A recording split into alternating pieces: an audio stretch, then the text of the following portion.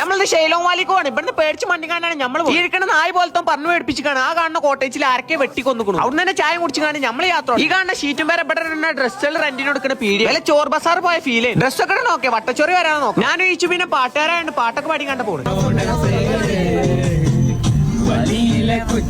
ഇവര് പിന്നെ വയസ്സായിട്ട് മൂവൊക്കെ എടുത്തിട്ട് വന്നിട്ട് കാരണം അവിടെ ഇവിടെയും വേദന വരും. ആ കാണുന്ന ചങ്ങായി ശിലാജിത്ത് പറഞ്ഞ ഒരു കല്ലുകൊണ്ട് വന്നിട്ട് ഇതെന്തൊക്കെ പൊക്കാനുള്ള സാധനമാണ്. Little bit, add in milk and dissolve it and drink it. No external use.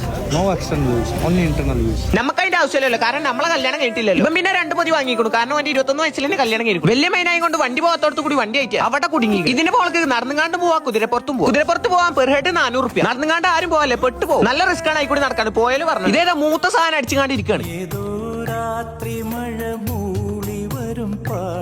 കുതിരപ്പുറത്തുനിന്ന് മാസിൽ ഇറങ്ങാന്ന് വിചാരിച്ച പക്ഷെ നമ്മളെ കൊണ്ട് നടക്കണില്ല. ഏതോ തലച്ചോറില്ലാത്തവനോ അതാ റബ്ബർ ബാൻഡ് കടന്നാണ്. ഇതിന് പേരെന്താണെന്ന് അറിയില്ല. അങ്ങനത്തെ സംഭവം ഒക്കെ ഉണ്ടാവും. ഔട്ട് ഐസ് ഉരുക്കിങ്ങാണ്ട് നമ്മളൊരു ചായ ഉണ്ടാക്കി.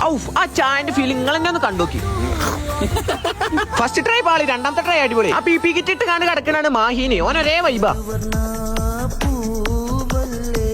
മണാലിക്ക് നിങ്ങൾ ജീവിച്ചിരിക്കുന്നതിന്റെ ഇടയിൽ ഒന്നെങ്കിലും വരണട്ടോ. നമ്മൾ പ്ലാന്റുകോന്റെ കൂടെയാണ് വന്നിരിക്കുന്നത്. അടിപൊളി. ഒരു സൈഡിൽ മഞ്ഞിൽ റൊമാൻസ്, മറ്റേ സൈഡിൽ മഞ്ഞിൽ കടന്ന് തല്ലുണ്ടാക്കണ ബംഗാളികൾ. ഓരോരുത്തർ ബംഗാളികളെ മോട്ടറാക്കണ അരപ്പാളികൾ. അതായത് നമ്മൾ മലയാളികൾ. ബാക്കി നാളെ